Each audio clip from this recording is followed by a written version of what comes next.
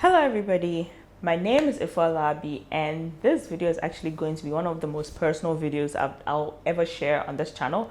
Hopefully not the one and only. I'll share more personal things down the line, but this is going to be one of those videos where I share something very personal.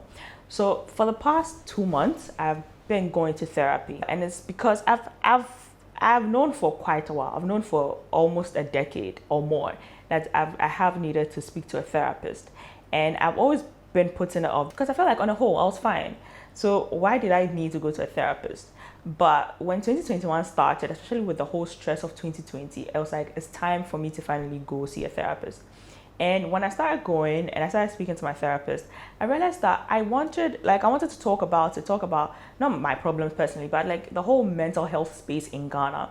So I went on Twitter, I went on my Instagram, on Facebook, and I asked people to send me their questions on therapy in Ghana, on their questions on what they thought about therapy in Ghana. I'll try as much as possible to answer honestly, correctly, and as my experience informs me. But before that, let's just get a backstory to why I decided to go for therapy. When I was in high school, holy child, boarding school, it was a great experience for me. But at the same time, I was dealing with a lot of demons. I was dealing with a whole lot of grief that was unresolved that I wasn't talking about. So whilst my experience in Holy Child was mainly positive, because of what I was dealing with, because of the fact that I wasn't talking about it, I was a terrible person to a lot of my friends, a lot of the girls that I met, because I wasn't in a space to give more than I could. And I mean, it's life, right? And then it just started a cycle that I went through even through university. I went through even when I finished university. It was still a cycle that I was going through over and over and over again, because it was like I couldn't put myself in a place whereby I'd be open to people. And also when things happen, I just didn't care enough about it, because it was like I was so drowned up in my own grief, in my own depression, my own anxiety, that I couldn't see beyond it. It continued. I went to university. My first year in university was great. I mean, it wasn't bad. It wasn't as terrible as a lot of people do. It wasn't terrible. But then my second year in university is when the house of cards really crumbled. In my second year in the University of Ghana, I was dealing with abandonment. I was severely depressed, even though I didn't know that was what I was going through. I was going through so much anxiety because I was failing in my academics. I didn't know, like there was just so much happening.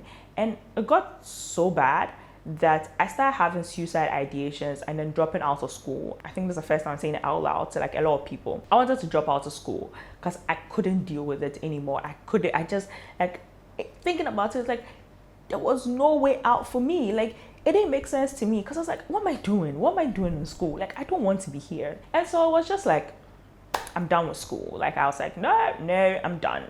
And then I started feeling suicidal. And me being me, I started reading up on like suicide. What are the best ways to kill yourself in which it would be less painful? And I wasn't talking to anybody about it. And it all came to a head one day when we were still in the glorious days of Doomsaw. One evening I was in my room, the lights were off. I was lying in bed, my sister was there, that my little sister had just come to uni. It got too much. So I just got down from my bed, walked out of my hall, which was Janelson, and from Janelson to the Oponglo gate, I remember I was crying because I was done. I cried walking, like I was walking and I was crying. I walked from Nelson to the Oponglo gate. Now talking about it, even when I started talking, I realized that at that point, if a car had hit me and had died, I wouldn't have cared. And that's crazy, because I felt like, what was the point? And now thinking about it, I was like, wait, my sister was there. Like, they would have had to go tell my little sister that her sister had died. And nobody would have known why. And the thing was that whilst I was crying, I was talking to God. Like, I was telling God that I'm done. And at the same time, I was being harassed in one of my departments. I hated it. And because of that, I just hated everything about everything I was going through. But I didn't kill myself. I did get out of that slump. I didn't get out totally. That is the thing. Because I never spoke about it, I just covered it up and then moved on. And now this is where therapy is very important, because when you don't talk about something and you cover it up and you move on, it doesn't show up in the ways in which you think it will show up. It will show up in other ways. It will find its way to creep into your life. And it was creeping into my life, and it was crippling several aspects of my life, because honestly, When I started doing YouTube, I was really thinking about it. But I was like, whatever, let me just start doing YouTube. And YouTube has been one of the ways, YouTube has been a weird therapy for me, a weird form of therapy, because when I put on the camera and I sit, it's me, it's the camera, it's the space that I'm in. So when I'm talking, I talk, and I send it out to the world. My openness to the camera wasn't the same, it wasn't being translated to the relationships around me. My relationship with my sisters was suffering, my relationship with my mom, with the people I work with everybody. And it really doesn't seem like it, but I really became a recluse. And anytime I had to go out, I had to like prep myself and psych myself. And it really used to weird me out because I'm like, wait, this is not who I am. But then because I couldn't find a way to deal with everything, it was creeping up in very weird ways. And then this year, I asked a couple of people, I'm like, look, I'm done, I need help. So I asked a couple of people and they're like, oh yeah, they know a couple of people who I could speak to. I spoke to some of them. And let me just say this, therapy in Ghana isn't cheap at all. Like, it's pricey as anything. Especially like if you want to go for private therapy, it's really not cheap because it's like 200 to 350 a session. And one session isn't going to cut it. You need like 2-3 sessions. For me, I think I've gone for like 4 or 5 sessions. At this point in my life, there was no way I could afford 350 a session.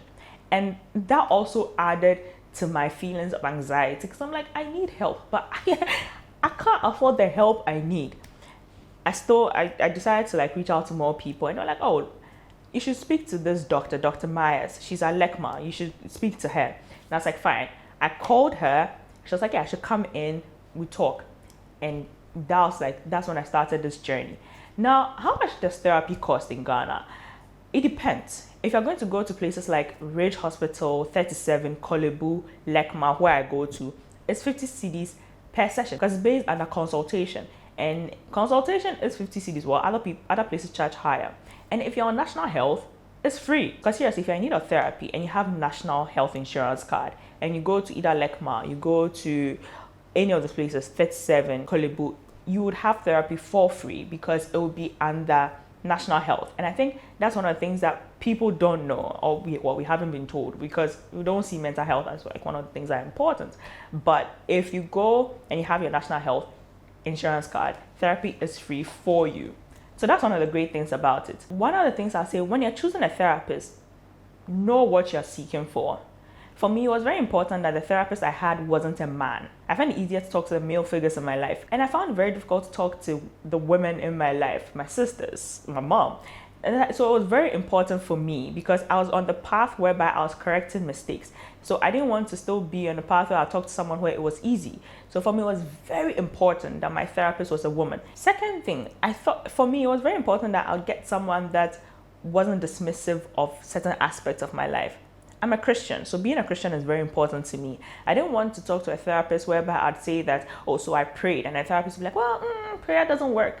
If I got a therapist like that, I'd be like, deuces, I'm sorry to you, but I can't do this. So it's very important that when you're going to see a therapist, go to a therapist that kind of understands what your life perspective is, so that it will be easier on you, on them, on the whole thing. Another thing, when you're going to therapy, be honest, like be ready to be honest, be ready to be vulnerable and put yourself out there. Otherwise, you're not going to get the help in which you need. The whole point of going to therapy is to be better, because our mental health, the Bible says it, your mind is the one that's going to dictate what it is you're going to experience. So if your mind isn't in the right place, you're not going to like experience like the full benefits of life. It's very important that you're going to put in the work. So now I'm going to answer the questions that people sent me on my social media. So the first question I asked was, does it work? I see therapy as going to a hospital, right? If you go to a hospital and the doctor gives you medicine, if you don't take it, it's not going to work. That's the same thing for me with therapy, because they give you exercises to do. So right now I have a thoughts diary where I chronicle all my thoughts, and then I have to like categorize my thoughts. And because I now know where my thoughts process comes from, I'm no longer caught in the loop in which I was in at first. So now when something happens, I'm able to trace the thought and be like, oh, this is what caused it. So I might not be willing to address it now, but I now know exactly what caused that thought. So I'll be able to say that, okay, this is what is happening, I can deal with this. It working is because I'm putting in the work. So if you want to go for therapy, be willing to put in the work, be willing to confront the parts of your life that need to die, the parts of your life that need to go. Be willing to confront it and let it go. Another question is, how open are the psychologists? Now, I think it's more about what you're willing to say, because when I went and I was telling them about what I was going through, it was just like a lot of questions, and they ask you questions in which you don't even think about. So they'll be like, okay, but why did that happen? You further probe your feelings and you further probe how you respond to certain things. And I said, do therapists in Ghana come off as judgmental or unprofessional? I know we all know how Ghanaian service providers can be. I have my fair share of people just annoying the hell out of me. I think that they are very serious about their work because they don't have as many resources as other departments have. We still stigmatize mental health as something in Ghana. We stigmatize it to be like, ooh, something is wrong with you. I mean, if you're depressed, pray it away. And let me just say this, I'm not faulting the place of prayer. Prayer works. Prayer has worked for me over and over and over. Prayer works for me several times. But there's a place for prayer, and there's a place in which you have to critically pinpoint where the thought is coming from. But because you're not willing to put in that thought and that effort into doing it, that's why people are going through things where they don't talk about it.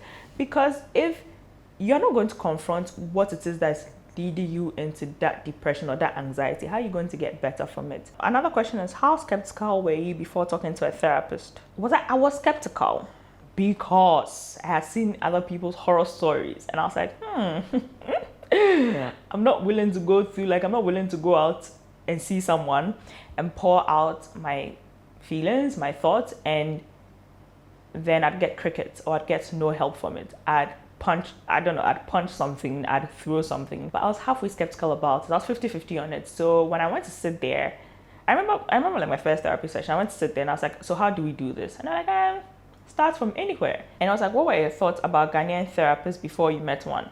No thoughts. I had no thoughts about Ghanaian therapists. I didn't know what to expect from that. I didn't know whether I was going to be helped or I don't know. I didn't have any thoughts about it, actually. I didn't have zero thoughts, because I feel like that's the thing. A lot of times we have preconceived prejudices against people, so it colors our interactions with them. And lately, what I've started to do is that before I go anywhere, I try as much as possible not to have a notion or a prejudice or any thoughts about anybody before I meet them for the first time. I want my first experience with you to color how I see you. Because if I'm going to go in with a preconceived notion, like I'm already looking at you from the corner of my eye, so it's like anything you do start to confirms what I see or not confirms. So I didn't want that. Another question was it prescribed by a healthcare official, or you realized you needed it and looked for a therapist? I realized I needed it. So I think that as part of the things I'm going to do, I'm really passionate about mental health. I'm not even going to lie. My period of depression and anxiety, I wouldn't wish it on my worst enemy, because it was so low. It was such a down point. And so I'd be sharing places, I'd be sharing websites, links, articles. I'd even share like my thoughts diary, not with my thoughts, but I'd share like my templates for my thought diary, so that if you also want to start doing your thought diaries, you can just start inputting it, put in like what happened on all those things, so that you also start keeping track of where your thoughts are or where your mental health is at every point in time. It's really helpful. I'm not even going to lie. Like, no cap, it's really helpful. I would say this. I feel like in your lifetime, everybody needs to speak to a therapist at least twice. The first, you tell your problems to. Second, find a way out.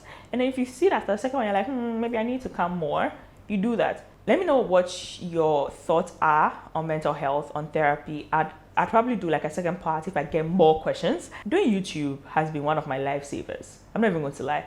A few things have really been like a beacon for me, and doing YouTube is one of them, even though I know I don't do as much on my YouTube, and because I have crippling anxiety about YouTube too, because I see people who promote their channel all the time, and I wish I was like them, because even sharing the links with my friends, my goodness, it fills me with so much headache, because I'm like, just share it with them, just share it. But then I can't, because I feel like maybe I'm bothering them. But then it's like, it's what you do, share it with people, because people share things with you all the time. You support people's things all the time. So why do you feel like people wouldn't support you?